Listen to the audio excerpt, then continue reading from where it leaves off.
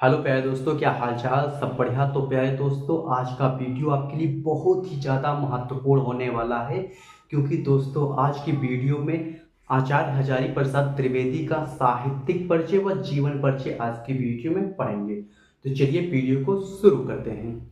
यहाँ पर देखिए, डॉक्टर हजारी प्रसाद जी का जो साहित्यिक परिचय है या जीवन परिचय है, चलिए आप पहले ये समझ लीजिए साहित्यिक परिचय और जीवन परिचय में डिफरेंस क्या होता है।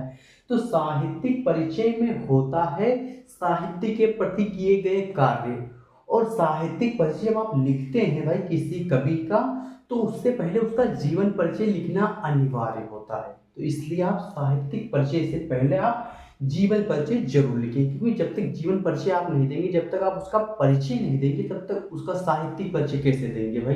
जैसे आप बताएंगे नहीं कि भाई उनका जन्म कब हुआ, उनकी उनके कृतियाँ क्या, उन्होंने शिक्षा कहाँ से प्राप्त की, उनकी भाषा क्या थी, वो क्या करते थे, तभी तब तक आप साहित्यिक परिचय आप नहीं दे सकते। इसलिए आप साहित्यिक परिचय में जीवन परिचय देना आपके लिए अनिवार्य है।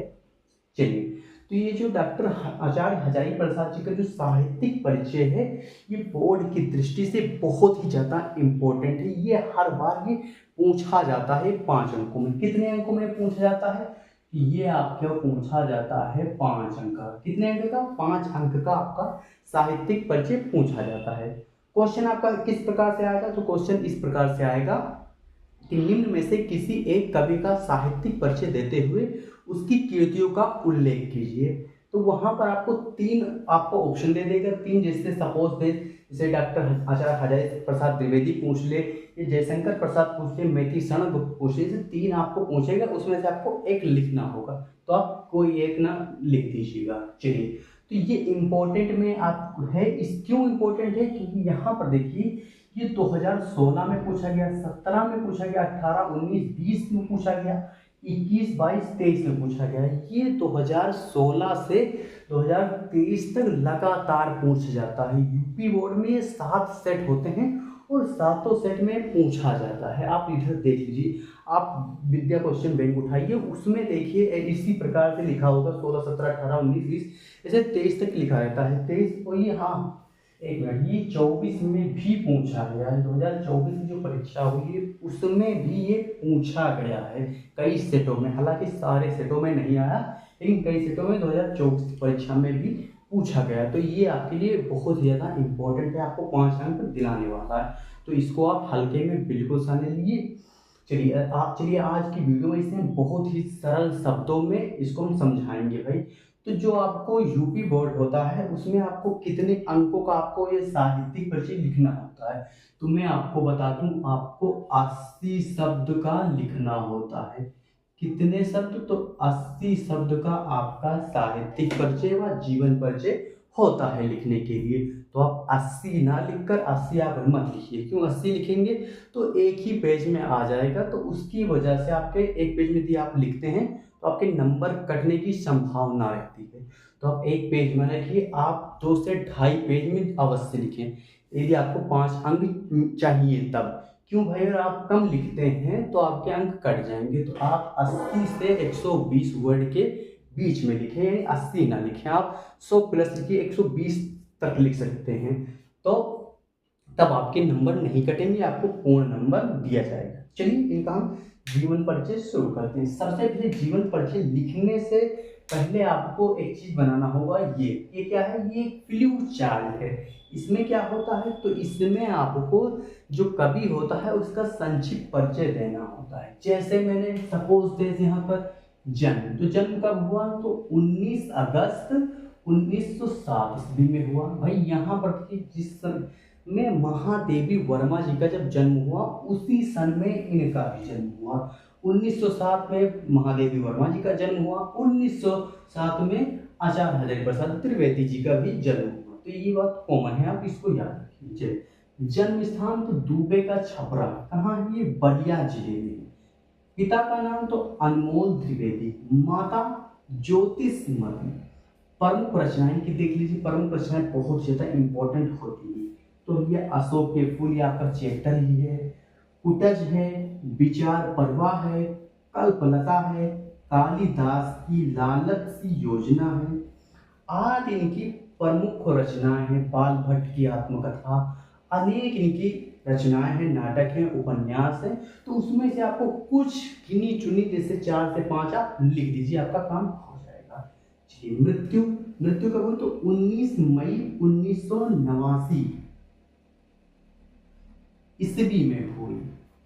आपको ये बता दूं, आपको जो मृत्यु है और जो जन्म, ये आपको बहुत ही ज़्यादा इम्पोर्टेंट होता है, क्योंकि बच्चे ज़्यादातर इसी में कंफ्यूज होते हैं कि जन्म और मृत्यु भाई कब हुई। तो इसमें आप कंफ्यूज बिल्कुल से भी ना हो। कब हुआ? तो 19 अगस्त 19 मई 19 अगस्त 19 मई 1907 ईस्वी में जन्म हुआ, 1989 ईस्वी में निपट गए, यानी 91 में निपट गए जी। अब आते हैं इनके जीवन परिचय पर, सबसे इम्पोर्टेंट इनका जीवन परिचय। चलिए, जीवन परिचय हम देखते हैं। तो आचार्य हजारी प्रसाद द्विवेदी का जन्म 19 अगस्त सन 1907 ईस्वी को बलिया जिले के दुबे का छपरा नामक गांव में हुआ था जी। इनके पिता का नाम अनमोल द्विवेदी था तथा इनकी माता का नाम ज्योतिषमती था। यहाँ पर आप ध्यान दीजिए, यदि आप संक्षिप्त परिचय का याद करते हैं तो संक्षिप्त परिचय में जैसे 2-4 शब्द आप याद करते हैं तो उसके जरिए आप यहाँ पर 4 से 5 लाइन लिख सकते हैं। जैसे यहाँ तक की लाइन इसी में से आप लिख सकते हैं। जैसे सपोज दे, आचार्य हजारी प्रसाद जी का जन्म कब हुआ? तो भैया 19 अगस्त 1907 ईस्वी को बलिया जिले के दुबे का छपरा नामक गांव में हुआ था। इनके पिता का नाम अनमोल त्रिवेदी था तथा इनकी माता का नाम ज्योतिषमती था। तो यहाँ पर देखिए, हमने 2-4 शब्द यहाँ पर संक्षिप्त में याद की, उसके जरिए हम यहाँ 4 से 5 लाइन लिख सकते हैं। तो संक्षिप्त परिचय लिखना इसलिए आपका जरूरी होता है। और एक फायदा मैं इसका और बता दूं कि जैसे आपने संक्षिप्त परिचय लिखा, तो जैसे आपने परीक्षा की में जो कॉपी होती है उस पर आप संक्षिप्त परिचय पहले फ्लू चार्ट बनाए, संक्षिप्त परिचय लिखे, तो उससे एक फ़ायदा ये होता है कि जो एग्जामिनर होता है कॉपी चेक करने में उसको बहुत हेल्प होती है। क्योंकि कैसे होती है? तो जब आप संक्षिप्त परिचय आप लिखे रहेंगे भाई जन्म, मृत्यु, पिता का नाम, माता का नाम, प्रमुख रचनाएं, भाषा आदि से आप लिखे रहेंगे तो एग्जामिनर वहाँ पढ़ेगा। वहाँ पढ़ता है तो अगर आप सही लिखें, एकदम 100% सही लिखे हैं, तो एग्जामिनर को ये 100% विश्वास हो जाता है कि ये जो बच्चे ने इधर भी सही ही लिखा होगा। तो इधर उसको मतलब इधर ही वो पढ़ लेता है और इधर चेक कर देता है, जिससे एग्जामिनर को आसानी होती है। तो उसके लिए आप संक्षिप्त परिचय जरूर कीजिए। चलिए आगे देखते हैं। आगे सन 1930 ईस्वी में लखनऊ विश्वविद्यालय से ज्योतिषाचार्य की उपाधि प्राप्त की। ध्यान दीजिए, कब? सन 1930 ईस्वी में लखनऊ विश्वविद्यालय से ज्योतिषाचार्य की उपाधि प्राप्त की। किसने प्राप्त की? डॉक्टर आचार्य हजारी प्रसाद द्विवेदी ने।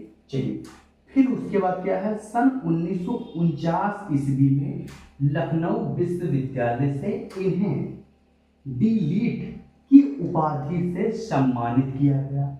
कब? 1949 ईस्वी में। कहाँ पर भाई? तो लखनऊ विश्वविद्यालय से क्या? तो डी.लिट की उपाधि से सम्मानित किया। चलिए आगे देखते हैं। फिर सन 1950 ईस्वी में ये काशी हिंदू विश्वविद्यालय के हिंदी विभाग के प्रोफेसर और अध्यक्ष नियुक्त हुए। चलिए, कब? तो सन 1950 ईस्वी में काशी हिंदू विश्वविद्यालय के हिंदी विभाग के प्रोफेसर और अध्यक्ष नियुक्त हुए। कब? तो 1950 ईस्वी में। फिर आगे देखते हैं। सन 1957 ईस्वी में पद्म भूषण की उपाधि से विभूषित किया गया। कब इनको पद्म भूषण होता है भैया, भारत का एक रत्न होता है जो दिया जाता है, साहित्य के कार्यों में दिया जाता है। कब दिया गया? तो 1957 ईस्वी में पद्म भूषण की जो उपाधि उससे विभूषित किया गया। मैं आपको बता दूं कि जो डॉक्टर आचार्य हजारी प्रसाद जी का जो जीवन परिचय है भैया, सबसे ज़्यादा इसमें सन है भैया। कोई ऐसा कवि नहीं, कोई ऐसा लेखक नहीं जिसमें इतने सन लिखे हों जितने इनमें सन लिखे हैं।